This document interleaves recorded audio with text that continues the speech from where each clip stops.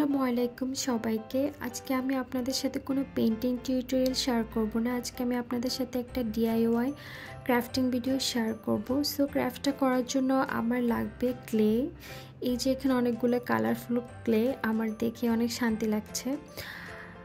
ক্রাফটটা করার জন্য আমি ক্লে নিয়ে নিয়েছি, একটা ব্রাউন কালারের ক্লে চুজ করেছি। এটা দিয়ে আমি প্রথমে শেপ করে ফোল্ড করে করে ঘুরিয়ে নিচ্ছি। এটাকে ভালো করে অ্যাটাচ করতে হবে। তারপর আমি এই যে একটা কোটার মধ্যে লাগিয়ে নিয়েছি। এই কোটাটা আমার বাসায় পড়ে থাকা একটা কোটা, সো এটাকে আমি ক্রাফটের হিসেবে ইউজ করে ফেলতেছি আজকে। সো আমার দেন আমি শামুক নিয়েছি। এই শামুকগুলো আমি রিসেন্টলি কক্সবাজার গিয়েছিলাম কয়েক মাস আগে, আমি ওখান থেকে নিয়ে এসেছি। এখন আমি এগুলো আমার ক্রাফটিংয়ের কাজে ইউজ করব। সো আমি দেখছিলাম যে আমি কোন শামুকটা ইউজ করব। ফাইনালি আমি এই শামুকগুলো চুজ করেছি। এই যে আমার শামুক লাগানো শেষ। এটা হচ্ছে আমার ফুলদানির ফাইনাল লুক। দেন হচ্ছে আমি ফ্লাওয়ার বানাবো। আজকে আমি গোলাপ ফুল বানাবো চিন্তা করেছি। তো ফ্লাওয়ার বানানোর জন্য প্রথমে আমি শেপ করে নিচ্ছি। আমি পাতার মতো করে শেপ করে নিব।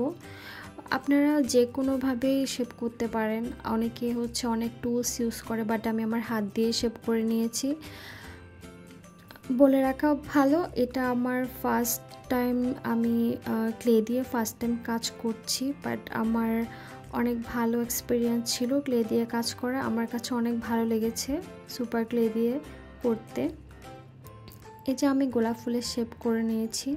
আমার কাছে মোটামুটি ভালোই লেগেছে, ফার্স্ট টাইম হিসাবে আউটকামটা অনেক ভালো এসেছে, দেখতে অনেক কিউট লাগছে। দেন আমি একটা ইয়েলো কালারের ক্লে নিয়েছি, তারপর একটা ইয়েলো রোজ বানিয়ে নিয়েছি। দেন হচ্ছে আমি পিঙ্ক কালার নেব, একটা পিঙ্ক কালারের রোজ বানিয়ে নিয়েছি। এই যে অনেক কিউট লাগছে এটা দেখতে আমার কাছে। এই যে আমার কিউটিসগুলা অনেক কিউট লাগতেছে দেখতে। আমার রোজ বানানো শেষ। This is the final look. এটাই হচ্ছে আমার ফুলদানি। আমার কাছে তো অনেক সুন্দর লাগছে, আপনারা বলবেন যে কেমন লাগছে। আর এই ওয়াল হ্যাঙ্গিং শেলফটা আমি নিজে বানিয়েছি। এটা আমি আইসক্রিমের কাঠি দিয়ে বানিয়েছি, বাট আনফর্চুনেটলি আমার ফুলদানিটা অনেক বড় হয়ে গেছে। আর একটু ছোটো হইলে ব্যাটার হইতো, এই জন্য আমি একটু উপরে দিয়ে দেখলাম যে এটা কেমন লাগছে। এটা উপরেই অনেক ভালো লাগছে। সো আমার নিচের অংশটা অনেক ফাঁকা ফাঁকা লাগছে। সো আমি এখন এই জন্য আরেকটা ফুলদানি বানাবো। আমার কাছে আরও কিছু ক্লে রয়ে গেছে, সো আমি এগুলোকে এখন কাজে লাগাবো। এগুলো হচ্ছে গত বছরের লিচুর আঠিগুলা। আমি কোনো জিনিসই ফেলি না, আমি সব কিছুই রেখে দিই। এটা হচ্ছে আম্মুর পানের বাটা থেকে চুরি করা জর্দার কৌটা। সো আমি এটাতে এখন রং করব।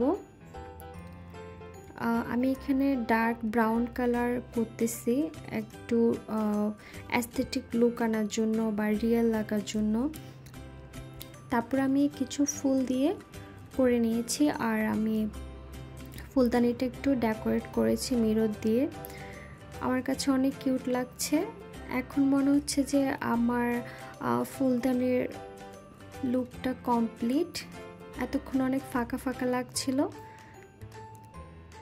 আপনারা সবাই বলবেন যে কেমন হয়েছে।